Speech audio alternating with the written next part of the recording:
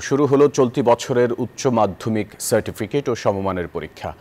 সকাল 10টায় বাংলা প্রথম পত্রে লিখিত পরীক্ষায় বসেছেন শিক্ষার্থীরা।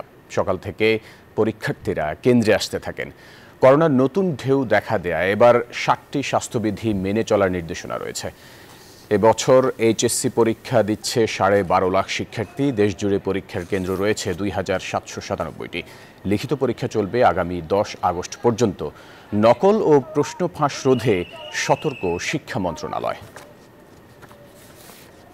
শুরু হয়েছে সারা দেশের মতোই, আর এইচএসসি পরীক্ষা ঘিরে কঠোর নিরাপত্তা ব্যবস্থা জোরদার করা হয়েছে। আর রাজশাহীতে এবছর 1,33,252 জন শিক্ষার্থী কিন্তু পরীক্ষায় অংশ নিচ্ছেন এবং করোনা এবং ডেঙ্গু পরিস্থিতি বিবেচনায় কিন্তু বিশেষ ব্যবস্থা নেওয়া হয়েছে পরীক্ষা কেন্দ্রগুলোতে। আমরা শাহমখদুম কেন্দ্রে রয়েছি। এখানে আমাদের সাথে আছেন রাজশাহী শিক্ষা বোর্ডের সচিব ডক্টর শামীমা আরা চৌধুরী। আমরা একটু তার কাছ থেকে শুনে নিই যে করোনা এবং ডেঙ্গু প্রাদুর্ভাব দেখা দিচ্ছে, সেই বিষয়টি মাথায় রেখে কিভাবে পরীক্ষার প্রস্তুতি নেওয়া হয়েছে।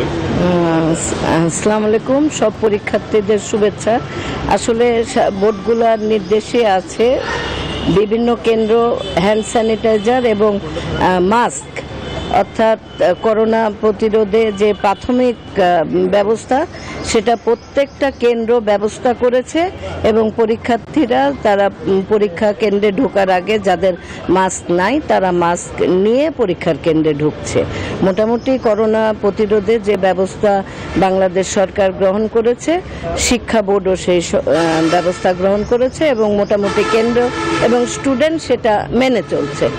ধন্যবাদ আপনাকে। উনি যেমনটি বলছিলেন যে এইচএসসি পরীক্ষাকে কেন্দ্র করে নিরাপত্তা ব্যবস্থা জোরদার করা হয়েছে। পাশাপাশি করোনা এবং ডেঙ্গু পরিস্থিতি মোকাবেলায় কিন্তু শিক্ষার্থীদের মাস্ক পরে কিন্তু পরীক্ষায় অংশ নিচ্ছেন। আর রাজশাহী শিক্ষা বোর্ডে যারা পরীক্ষার্থী রয়েছেন গতবারের থেকে কিছুটা পরীক্ষার্থীর সংখ্যা কমলেও কিন্তু শিক্ষা বোর্ড কর্তৃপক্ষ বলছে যে নিয়মিতভাবে শিক্ষার্থীরা পাশ করায় এবার কিছু পরীক্ষার্থীর সংখ্যা রাজশাহী শিক্ষা বোর্ডে কমেছে। এই ছিল রাজশাহী থেকে সর্বশেষ। ময়মনসিংহ থেকে আরও খবর জানাচ্ছেন সহকর্মী নোমান। আমরা হচ্ছে নোমানের কাছে।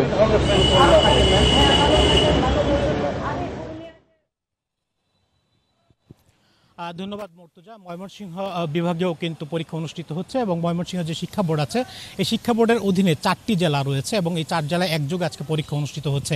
আমি যদি একটু পরিসংখ্যান জানাই, ময়মনসিংহ বিভাগে যে ময়মনসিংহ বিভাগে যে শিক্ষা বোর্ড রয়েছে সেখানে কিন্তু মোট পরীক্ষার্থী সংখ্যা রয়েছে কিন্তু 78,994 জন এবং এর পরীক্ষার্থীদের মধ্যে ছাত্র 37,337 জন এবং ছাত্রী রয়েছেন কিন্তু 41,657 জন। বিভাগ জুড়ে 103টি কেন্দ্রে পরীক্ষা অনুষ্ঠিত হচ্ছে। এর মধ্যে ময়মনসিংহ জেলায় 51টি কেন্দ্র রয়েছে, 38,998টি, জামালপুরে 25টি কেন্দ্রে 16,409 জন, নেত্রকোনায় 21টি কেন্দ্রের মধ্যে 14,316 জন এবং শেরপুরে 9টি কেন্দ্রে 9,271 জন পরীক্ষার্থী কিন্তু অংশ নিচ্ছেন। একটু জানিয়ে রাখি যে ময়মনসিংহে যে পরীক্ষার্থীদের মধ্যে নিয়মিত রয়েছেন 59,141 জন, অনিয়মিত রয়েছেন কিন্তু 2,194 জন।